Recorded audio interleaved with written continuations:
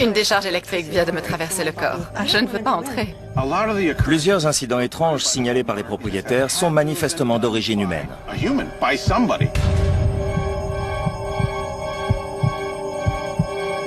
Il y a une petite fille qui a été agressée. Qui a fait ça à Cheyenne? J'ai déjà vécu ça auparavant. C'est terrifiant et je t'entends appeler au secours.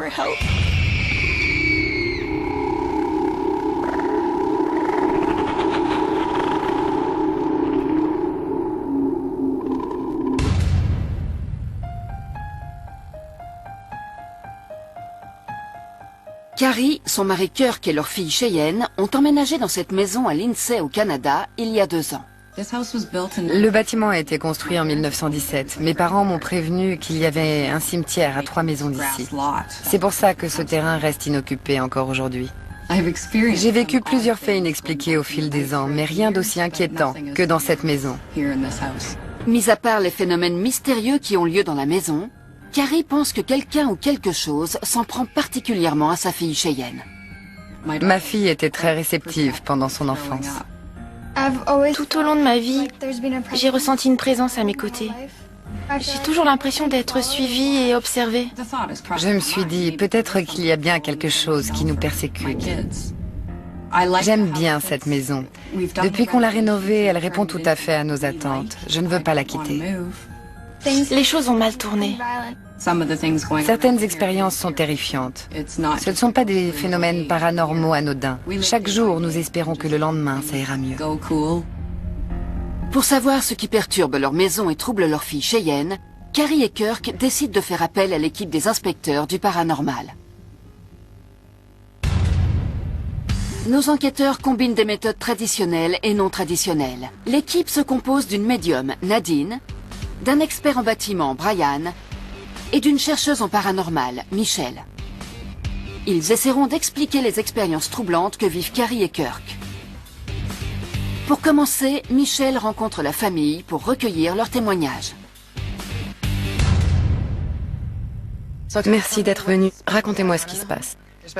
Il y a beaucoup de faits étranges. Nous avons déjà trouvé des bonbons cachés un peu partout. Les ampoules de l'ancienne chambre de notre fille explosent continuellement. Récemment, je suis entrée dans la cuisine et j'ai trouvé 5 couteaux de boucher disposés sur le plan de travail. Les lames dépassaient et ils étaient parfaitement alignés. Y avait-il quelqu'un d'autre dans la maison? Il n'y avait que Cheyenne, Kirk et moi. Y a-t-il autre chose? Une amie à moi a dormi sur le canapé au milieu de la nuit. Elle a vu une dame en robe de mariée descendre l'escalier. Kirk, qu'avez-vous remarqué dans la maison? J'ai vu des traces de griffures sur le nouveau carrelage de la cuisine. Cheyenne a perdu son inhalateur que j'ai retrouvé sur la poutre du plafond. Après avoir lancé la machine à laver, je l'ai souvent retrouvée avec le couvercle ouvert. Normalement, quand elle est en marche, le couvercle est bloqué.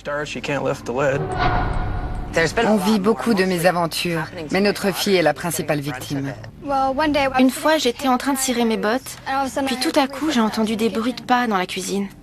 J'y ai regardé, il n'y avait rien, puis mes bottes se sont envolées et j'ai pris une claque en plein visage. Ma chambre est à l'étage, mais il m'est arrivé tellement de choses là-bas que j'ai décidé de m'installer dans le sous-sol. Rien à signaler depuis que tu t'es installé en bas? Parfois, la porte de ma chambre s'ouvre toute seule. Certaines nuits, j'entends ma mère appeler au secours et mon père tomber dans l'escalier. Mais quand je monte à l'étage, il n'y a personne. Un matin, en entrant dans la cuisine, j'ai trouvé tous les placards grands ouverts. Même les tiroirs? Oui. Quand je suis dehors, je vois parfois des visages dans la fenêtre de mon ancienne chambre à l'étage. Que pensez-vous de tout ça? Je suis certaine que c'est un esprit. Qu'espérez-vous de notre enquête? On voudrait être à l'aise, bien se sentir chez nous. Et des explications à propos des phénomènes étranges. J'espère que vous pourrez nous dire si le problème vient de la maison ou si on s'imagine des choses. Nous allons faire tout notre possible pour vous fournir les réponses. D'accord. Merci. Aux informations rassemblées auprès de la famille, Michelle va ajouter l'histoire de la propriété et de ses alentours. Brian vient d'obtenir la liste des problèmes. Il commence son inspection.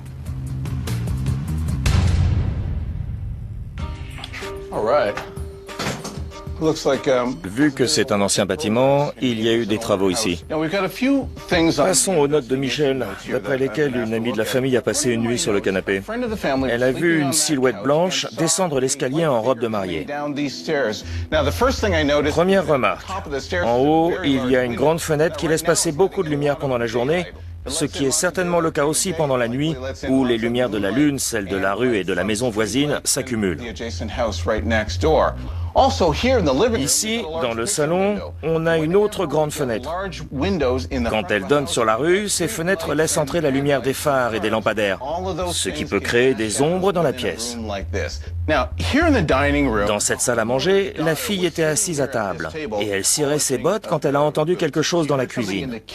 Quand elle s'est tournée pour regarder, les chaussures se sont envolées. Puis elle a eu l'impression de recevoir une gifle. Ça dépasse l'inspection de bâtiment, mais je vais quand même essayer de comprendre.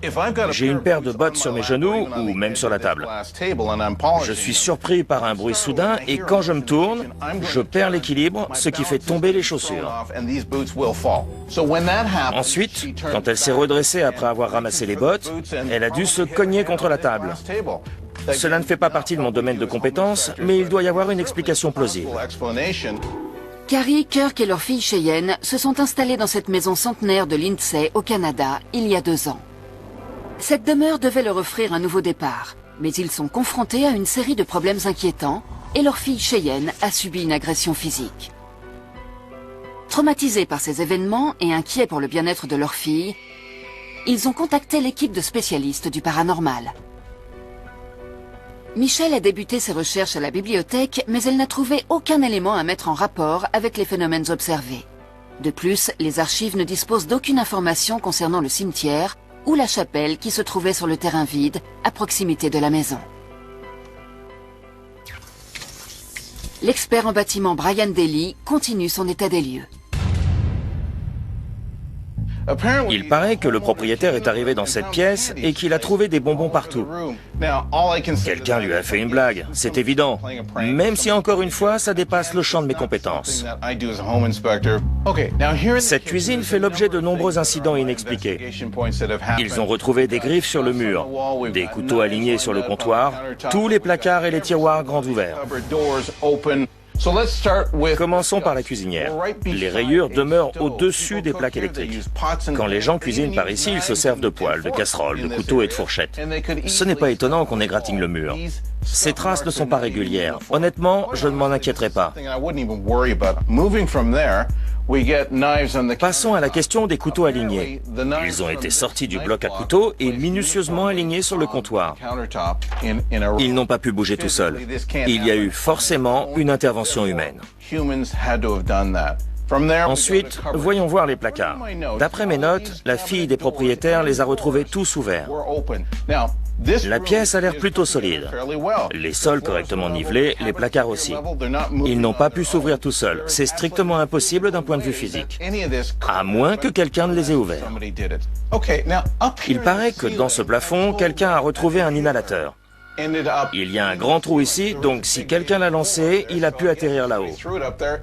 Mis à part l'intervention d'un tiers, je ne vois pas d'explication. Dans cette pièce, il y a un problème avec la machine à laver. Le propriétaire l'a mise en marche, puis il est parti. Quand il est revenu, il a trouvé le couvercle ouvert et la machine arrêtée. Selon le mode d'emploi, le couvercle de la machine se bloque pendant l'essorage, mais on peut toujours l'ouvrir pendant que la machine se remplit d'eau en début de cycle. À mon avis, c'est exactement ce qui s'est passé. Quelqu'un a interrompu le programme en ouvrant le couvercle. C'est aussi simple que ça. Au sous-sol, on a une chambre. La personne qui dort ici entend des voix et des pas qui viennent de l'étage supérieur. Il y a des conduits de chauffage installés juste au-dessus du lit. Comme ils conduisent d'un côté de la maison à l'autre, ils véhiculent des bruits. En plus, je vois ici une cavité qui renforce probablement cet effet. On va monter à l'étage, mais je viens de me souvenir que cette porte est sur la liste. Elle s'ouvre toute seule. Elle est bloquée par une pierre. Mais effectivement, elle bouge toute seule. Cette porte est abîmée et mal montée. Si on la change, le problème sera résolu. Nous sommes dans l'ancienne chambre de la fille au premier étage. On a un lustre qui fait tout le temps griller les ampoules. Bon, déjà, le lustre est ancien. Et en plus, au sous-sol, j'ai remarqué qu'il y avait encore des installations électriques très vieilles. Ces deux éléments peuvent provoquer des dysfonctionnements. Passons à cette fenêtre. Parfois, les gens qui sont à l'extérieur ont l'impression de voir des visages dans la chambre. Il y a une décoration en verre. Elle reflète la lumière qui entre par la fenêtre. Le problème peut aussi venir du lustre, juste derrière. Il se balance très facilement. Si la fenêtre est ouverte, le vent peut le faire bouger et la boule de verre du bas peut ressembler à un visage depuis le jardin. La plupart des problèmes signalés par la famille sont imputables à des interventions humaines. C'est un être humain qui est à l'origine de ces événements. Ça n'a rien à voir avec la maison ni avec sa structure, et c'est ce que je suis venu vérifier. Brian est persuadé que tout va bien dans la maison et que la majeure partie des événements étranges ont été provoqués par un être humain. Mais comme Carrie est toujours inquiète pour sa fille, Nadine, la médium, procède à son investigation. Elle ne sait rien sur la maison, ni sur ses occupants, ni sur les phénomènes constatés.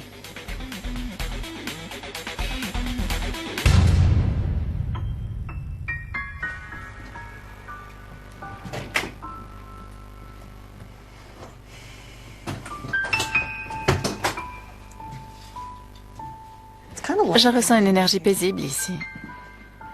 Pas de soucis pour le moment. C'est un endroit exceptionnel pour quelqu'un. La terrasse. Allez, donnez-moi des indices, un signe. Une activité dans la chambre en haut. Je viens juste d'avoir le message. On y va. Quelqu'un appelle à l'aide ici. Une femme très jeune. Je viens de recevoir une décharge électrique dans tout le corps. Je ne veux pas y entrer. J'ai de la chair de poule sur les jambes. Je ne ressens encore rien de particulier. Du calme et du silence. Oh, ne me dites pas que c'est la boîte à bijoux que je cherche depuis 2 mois. Celle avec la ballerine qui danse. C'est celle-là, j'y crois pas. J'y pense depuis 2 mois. J'avais la même boîte à bijoux quand j'étais petite. C'est la première fois que je la revois. Regardez la danseuse, elle est marrante. Cette fille est exceptionnelle. Elle est en contact avec moi depuis 2 mois. J'y crois pas, c'est effrayant. Carrie, Kirk et leur fille Cheyenne se sont installés dans cette maison il y a 2 ans. Ils ont rapidement commencé à vivre des expériences mystérieuses. Le tout nouveau carrelage de la cuisine a été complètement rayé. Dans la cuisine, j'ai trouvé 5 couteaux de boucher disposés sur le plan de travail. L'épicentre des activités étranges est leur fille Cheyenne, qui se sent mal à l'aise dans la maison. J'étais en train de cirer mes bottes, puis tout à coup, j'ai pris une claque en plein visage. Ces événements préoccupent Carrie et Kirk. Ils s'inquiètent pour leur fille. Ils ont donc décidé de contacter notre équipe d'inspecteurs du paranormal. L'expert en bâtiment Brian Daly a mené son enquête et a conclu que la majorité des événements mystérieux étaient dus à des activités humaines. Il y a forcément quelqu'un à l'origine de la plupart des problèmes. Nadine, notre médium, entre dans la propriété sans rien savoir sur ses habitants et sur leurs problèmes. Elle ressent tout d'abord une ambiance paisible dans la maison. Elle tombe ensuite sur un objet qui l'étonne. J'y crois pas. J'y pense depuis 2 mois. Après avoir trouvé une vieille boîte à bijoux qui appartient à Cheyenne, Nadine comprend qui l'a conduite jusqu'à cette maison. Et pourquoi. Elle m'a amenée ici. Je ne suis que sa propre intuition. Nadine continue son investigation. Je ressens une autre énergie, très différente. Dans la chambre de Cheyenne au sous-sol, Nadine perçoit l'énergie de la jeune fille. L'ambiance est plus lourde ici. La fille est un peu guérisseuse, plus clairvoyante que médium. Elle peut aussi communiquer avec les morts qui sont attirés par cette faculté. Certains sont méchants. Elle doit reconnaître son pouvoir. Elle veut aider les autres. Elle est faite pour ça. Nadine est persuadée que Cheyenne a des pouvoirs psychiques, mais si elle ne les maîtrise pas, elle peut attirer des esprits malfaisants. Cela suffit-il à expliquer ce qui se passe dans la maison? À l'arrivée du soir, au 4e jour de notre inspection, Michel et son assistant Matt vont passer la nuit dans la maison pour tenter de rassembler des preuves supplémentaires.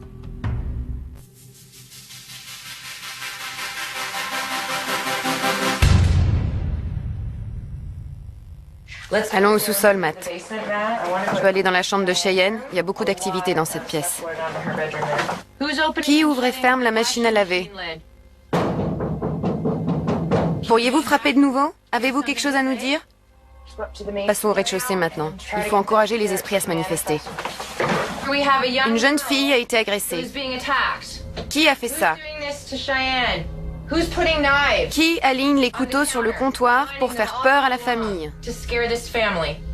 On va monter au premier. Il y a pas mal d'événements signalés ici. Matt, sors les baguettes de sourcier. Elles ont déjà repéré quelque chose dans cette pièce. Les baguettes sont sensibles aux sources d'énergie. À l'origine, on s'en servait pour trouver de l'eau. Au fil des ans, les voyants ont commencé à s'en servir pour trouver des alignements de sites ou détecter des esprits.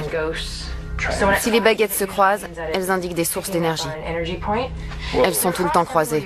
Ouais, Normalement, les deux bouts se croisent puis se décroisent. mais elles ne veulent pas se décroiser. Waouh, elles restent croisées. Ça change pas. Toujours croisées. J'ai jamais vu ça.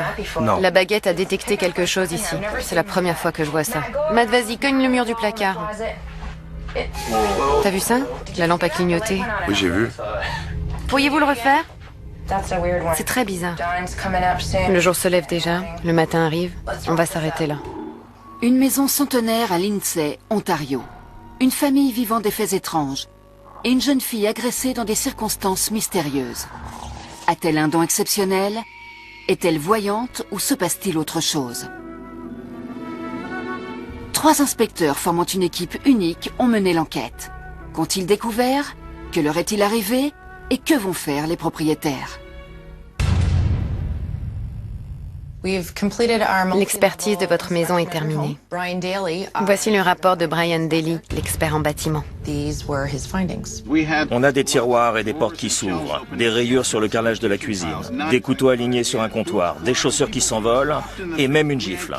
Les bonbons disposés partout dans la maison, l'inhalateur caché dans le plafond, la machine à laver qui s'arrête et s'ouvre toute seule. Ces actions ne peuvent pas se produire sans intervention humaine. Une amie de la famille passant la nuit sur le canapé observe une dame blanche descendre l'escalier. Les grandes fenêtres peuvent projeter des ombres dans la pièce. Les pas et les voix entendues au sous-sol ont probablement été transmis par les conduits. La porte du sous-sol bouge seule parce qu'elle est abîmée et mal montée. On a un lustre qui fait tout le temps griller les ampoules. Déjà, le lustre est ancien et en plus au sous-sol, j'ai remarqué qu'il y avait des installations électriques très vieilles. Passons aux silhouettes vues à l'étage. Il y a une figurine accrochée devant la fenêtre et en plus, le vieux lustre peut refléter la lumière et projeter des ombres. Je ne suis pas d'accord avec la plupart de ces explications. Moi aussi, j'ai mené mon enquête à votre domicile. Voici mon expérience. Matt, sors les baguettes de sourcier. Si les baguettes se croisent, elles indiquent des sources d'énergie. Elles sont tout le temps croisées. Elles détectent une énergie puissante. Je n'avais jamais vu ça. Matt, vas-y, cogne le mur du placard. Wow. T'as vu ça? La lumière a clignoté. Oui, j'ai vu. Je veux bien le croire.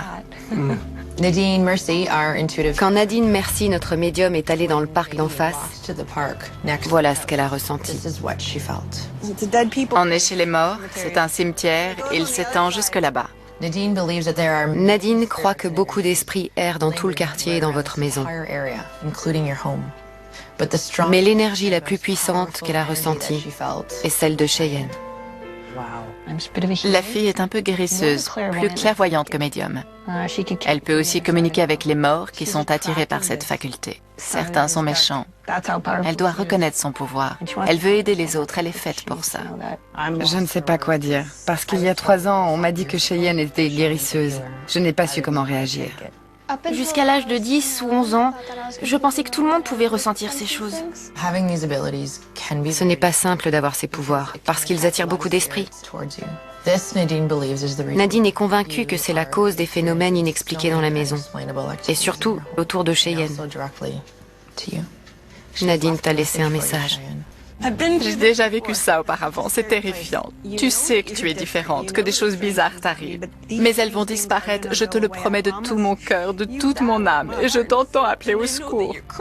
Tu dois aller de l'avant et remplir ta mission. Le plus important dans ce message est que tu restes dans le présent. Tu n'es pas seule, tes guides t'accompagnent et tu es sur la bonne voie, petite sœur. Tu es sur la bonne voie, petite sœur. C'est très clair pour moi maintenant. Ça peut te paraître clair, mais on n'a toujours pas de réponse à nos questions. Nous avons inspecté la maison et nous croyons que des esprits y habitent. Mais ils ne veulent pas te faire de mal. Tu ne dois jamais oublier que tu peux toujours contrôler la situation. Chouette. Quelques mois plus tard, la famille a encore du mal à accepter les conclusions de l'enquête. Ça me rassure de savoir que ma fille a des capacités psychiques, mais c'est encore un peu confus pour moi. Je suis très contente que Nadine m'ait révélé ce qui m'arrive. Je me sens soulagée, mais quand même un peu perdue. Je sais que ma fille ira bien. Absolument. Avec ce que j'ai appris, j'ai repris confiance en moi et je me sens capable d'avancer. Nous sommes très contents d'avoir accueilli l'équipe des inspecteurs du paranormal. On a enfin l'impression de comprendre ce qui se passe dans la maison, donc on a arrêté de s'inquiéter.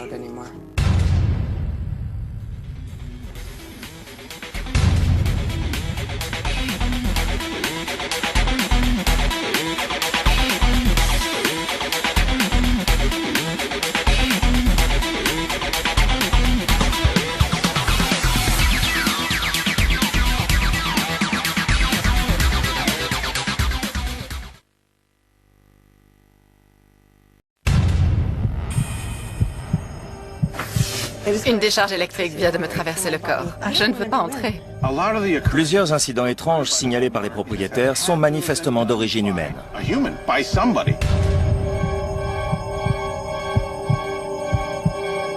y a une petite fille qui a été agressée. Qui a fait ça à Cheyenne?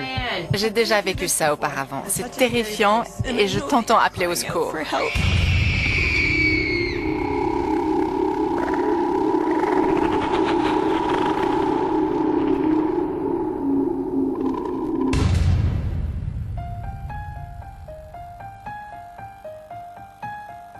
Carrie, son mari Kirk et leur fille Cheyenne ont emménagé dans cette maison à Lindsay au Canada il y a 2 ans. Le bâtiment a été construit en 1917. Mes parents m'ont prévenu qu'il y avait un cimetière à 3 maisons d'ici. C'est pour ça que ce terrain reste inoccupé encore aujourd'hui. J'ai vécu plusieurs faits inexpliqués au fil des ans, mais rien d'aussi inquiétant que dans cette maison. Mis à part les phénomènes mystérieux qui ont lieu dans la maison, Carrie pense que quelqu'un ou quelque chose s'en prend particulièrement à sa fille Cheyenne. Ma fille était très réceptive pendant son enfance. Tout au long de ma vie, j'ai ressenti une présence à mes côtés. J'ai toujours l'impression d'être suivie et observée. Je me suis dit, peut-être qu'il y a bien quelque chose qui nous persécute. J'aime bien cette maison. Depuis qu'on l'a rénovée, elle répond tout à fait à nos attentes. Je ne veux pas la quitter. Les choses ont mal tourné. Certaines expériences sont terrifiantes. Ce ne sont pas des phénomènes paranormaux anodins. Chaque jour, nous espérons que le lendemain, ça ira mieux. Pour savoir ce qui perturbe leur maison et trouble leur fille Cheyenne, Carrie et Kirk décident de faire appel à l'équipe des inspecteurs du paranormal. Nos enquêteurs combinent des méthodes traditionnelles et non traditionnelles. L'équipe se compose d'une médium, Nadine, d'un expert en bâtiment, Brian, et d'une chercheuse en paranormal, Michelle. Ils essaieront d'expliquer les expériences troublantes que vivent Carrie et Kirk. Pour commencer, Michelle rencontre la famille pour recueillir leurs témoignages. Merci d'être venu. Racontez-moi ce qui se passe. Il y a beaucoup de faits étranges. Nous avons déjà trouvé des bonbons cachés un peu partout. Les ampoules de l'ancienne chambre de notre fille explosent continuellement. Récemment, je suis entrée dans la cuisine et j'ai trouvé 5 couteaux de boucher disposés sur le plan de travail. Les lames dépassaient et ils étaient parfaitement alignés. Y avait-il quelqu'un d'autre dans la maison? Il n'y avait que Cheyenne, Kirk et moi. Y a-t-il autre chose? Une amie à moi a dormi sur le canapé au milieu de la nuit. Elle a vu une dame en robe de mariée descendre l'escalier. Kirk, qu'avez-vous remarqué dans la maison? J'ai vu des traces de griffures sur le nouveau carrelage de la cuisine. Cheyenne a perdu son inhalateur que j'ai retrouvé sur la poutre du plafond. Après avoir lancé la machine à laver, je l'ai souvent retrouvé avec le couvercle ouvert. Normalement, quand elle est en marche, le couvercle est bloqué. On vit beaucoup de mésaventures, mais notre fille est la principale victime. Une fois, j'étais en train de cirer mes bottes, puis tout à coup, j'ai entendu des bruits de pas dans la cuisine. J'y ai regardé, il n'y avait rien, puis mes bottes se sont envolées et j'ai pris une claque en plein visage. Ma chambre est à l'étage, mais il m'est arrivé tellement de choses là-bas que j'ai décidé de m'installer dans le sous-sol. Rien à signaler depuis que tu t'es installée en bas? Parfois, la porte de ma chambre s'ouvre toute seule. Certaines nuits, j'entends ma mère appeler au secours et mon père tomber dans l'escalier. Mais quand je monte à l'étage, il n'y a personne. Un matin, en entrant dans la cuisine, j'ai trouvé tous les placards grands ouverts. Même les tiroirs? Oui. Quand je suis dehors, je vois parfois des visages dans la fenêtre de mon ancienne chambre, à l'étage. Que pensez-vous de tout ça? Je suis certaine que c'est un esprit. Qu'espérez-vous de notre enquête? On voudrait être à l'aise, bien se sentir chez nous. Et des explications à propos des phénomènes étranges. J'espère que vous pourrez nous dire si le problème vient de la maison ou si on s'imagine des choses. Nous allons faire tout notre possible pour vous fournir les réponses. D'accord. Merci. Aux informations rassemblées auprès de la famille, Michel va ajouter l'histoire de la propriété et de ses alentours. Brian vient d'obtenir la liste des problèmes. Il commence son inspection.